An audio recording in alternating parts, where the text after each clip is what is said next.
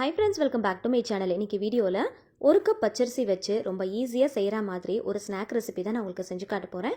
இந்த ரெசிபி கேரளாவில் ரொம்பவே ஃபேமஸான ட்ரெடிஷ்னல் கலத்தப்பம் ரெசிபி.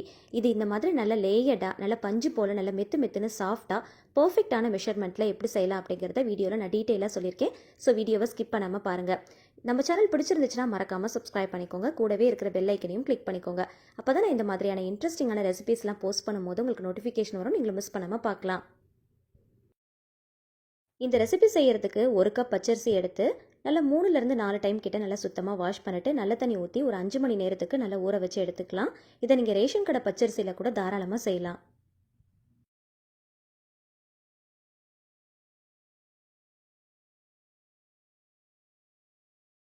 அஞ்சு மணி நேரம் கழித்து பார்த்தீங்கன்னா அரிசி நல்லா ஊறி இருக்கும்.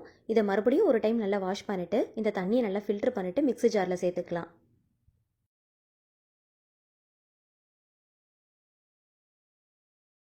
இது கூடவே அரை கப் அளவுக்கு துருவன தேங்காய் சேர்த்துக்கலாம். இது கூடவே 1/4 கப் அளவுக்கு வடிச்ச சாதம், வாசனைக்காக 2 ஏலக்காய், ஒரு சிட்டிகை உப்பு சேர்த்துக்கலாம். கொஞ்சமாக தண்ணி விட்டு நல்லா நைஸாக அரைச்சி எடுத்துகிட்டு வந்துடலாம்.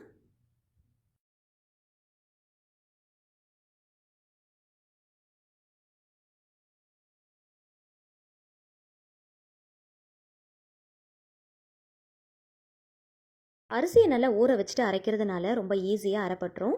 இந்த மாதிரி நல்லா நைஸாக அரைச்சி எடுத்துகிட்டு வந்துடலாம். இப்போ இதை அப்படியே ஒரு பவுலுக்கு ட்ரான்ஸ்ஃபர் பண்ணிக்கலாம். மிக்ஸி ஜாரில் கொஞ்சமாக தண்ணி விட்டு அலசிட்டு அதையும் இது கூட சேர்த்துக்கலாம்.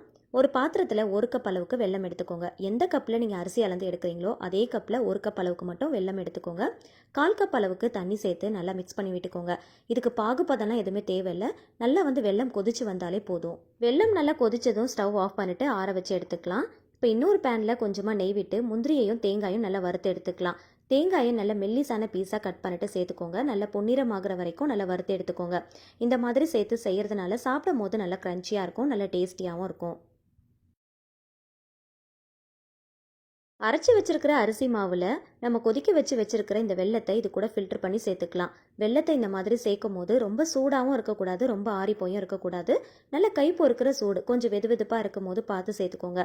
இது கூடவே வறுத்து வச்சிருக்கிற முந்திரியையும் தேங்காயும் சேர்த்து நல்லா மிக்ஸ் பண்ணி விட்டுக்கலாம்.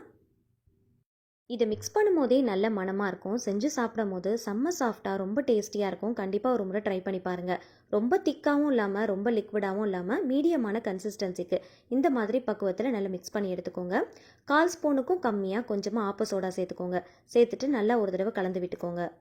கரண்டியில் எடுத்து ஊற்றி பார்க்கும்போது இந்த மாதிரி ஊற்றுற பக்குவத்தில் இருக்கணும். அந்த மாதிரி பக்குவமாக பார்த்து ரெடி பண்ணிக்கோங்க. ரொம்ப அதிகமாக தண்ணி சேர்த்துற வேண்டாம். ஆப்பச்சட்டியில் கொஞ்சமாக நெய் விட்டு சூடானதோ 2 குழிக்கரண்டி அளவுக்கு மட்டும் மாவு எடுத்து ஊற்றிக்கோங்க. ஊற்றின உடனே மூடி போட்டுருங்க. ஃபுல் சிம் ஃப்ளேமில் வச்சு ஒரு 3 நிமிஷத்துக்கு மட்டும் நல்லா வேக விடுங்க. நல்லா வெந்ததுக்கப்புறம் இன்னொரு பக்கம் நல்லா திருப்பி விட்டுக்கோங்க. இதை மூடி போட்டு வேக வச்சாலே போதும். திருப்பி போடணும் அப்படிங்கிற அவசியம் இல்லை. ஆனால் உள்ளே மாவாக இருக்கக்கூடாது அப்படிங்கிறதுக்காண்டி ஜஸ்ட் 1 செகண்ட் மட்டும் திருப்பி போட்டு வேக வச்சு எடுத்துக்கோங்க. திருப்பி போட்டதும் ரொம்ப நேரம் வேக விட்டுற வேண்டாம். ஜஸ்ட் 1 செகண்ட் மட்டும் வேக வச்சுட்டு திருப்பி எடுத்துக்கோங்க. பர்ஃபெக்டாக செஞ்சீங்க அப்படின்னா 2 பக்கமும் பார்க்கறதுக்கு நல்ல கோல்டன் கலரில் நமக்கு கிடைக்கும். ஸோ கரெக்டான டைமில் வேக வச்சு எடுத்துக்கோங்க. அதிகமான டைமில் விட்டுட்டோம் அப்படின்னா அடியில் மட்டும் கரைஞ்சி போன மாதிரி ஆகிடும். திருப்பி போட்டதும் ரொம்ப நேரத்துக்கு வேக வச்சோம் அப்படின்னா அந்த பர்ஃபெக்டான லேயர் நமக்கு கிடைக்காது. அகெயின் இன்னொரு அப்பம் நான் உங்களுக்கு ஊற்றி காட்டுறேன். நீங்கள் செய்கிறப்போ வீடியோவை ஒரு டைமுக்கு 2 டைம் பார்த்துட்டு அதுக்கப்புறம் செஞ்சுக்கோங்க. மாவு ஊற்றின உடனே திருப்பக்கூடாது. 3 நிமிஷத்துக்கு நல்லா வேக விடுங்க. ஃபுல் சிம் ஃப்ளேமில் வச்சு வேக விடுங்க. திருப்பி விட்டதும் 1 நிமிஷத்துக்கு மட்டும் வேக விட்டுட்டு எடுத்துக்கோங்க. இந்த மாதிரி பார்த்து பக்குவமாக செஞ்சீங்க அப்படின்னா 2 பக்கமும் நல்ல கோல்டன் கலரில் ஒரே மாதிரி இருக்கும். அதே மாதிரி நல்ல லேயர்டாகவும் கிடைக்கும். சப்போஸ் உங்ககிட்ட ஆப்பச்சட்டி இல்லை அப்படின்னா நார்மலாக ஒரு பேனில் கூட மாவை ஊற்றிட்டு நல்லா மூடி போட்டு வேக வச்சு கூட எடுத்துக்கலாம். அதுவுமே நல்லா தான் வரும். 1 கப் பச்சரிசியில் 10லேருந்து 12 அப்பத்துக்கிட்ட தாராளமாக செய்யலாம். இதே மெஷர்மெண்ட்டில் செஞ்சீங்க அப்படின்னா பர்ஃபெக்டாக வரும். கட் பண்ணி காட்டுறேன் பாருங்கள், நல்ல லேயர் தெரியும். கரெக்டாக செஞ்சீங்க அப்படின்னா கண்டிப்பாக இந்த மாதிரி லேயர்டாக வரும். நல்ல சாஃப்டாக பஞ்சு போல் நல்ல மெத்துன்னு இருக்கும்.